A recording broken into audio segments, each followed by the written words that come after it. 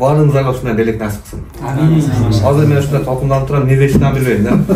Мана былтыр Улан Ажыга бардыгы сүйүнүп, аталары да ыраазы болуп, быйыл Кабада дуа кылган эле. Былтыр ушундай ыйык Рамазан айында атасын ошол ыйык Кабага жөнөткөн.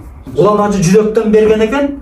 Алла Таалам кабыл кылгандыгын белгиси мына быйылкы 2024-жыл ыйык Рамазан айынын акыркы 10 күндүгүнө ошол пайгамбарыбыз менен кошо кылган ажылыктын соогун алганга дагы ошол Айнур эжеке себепчи болуп, мына биз Москвага келишибизге чыныгы мындай себепкерлердин бири ушул Улан Ажыбыздын аялы болот. Иншалла ошол аялыңыздын, балдарыңыздын атынан ыйык Рамазан айында Алимбеков Уланбек Амырсапка ыйык умра сапарына жолдомо машалла.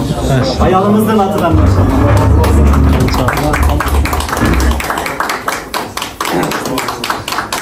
Алла субхана таала мүмкүнчүлүк берип, бизге ушундай жакшы белек болду. Баарыңызга ушундай белек насип кылсын. Азыр мен ушундай толкунданып турам, эмне дешимди билбейм да. Алла кааласа эми ыраазычылыкты үйгө барганда айтабыз негизги.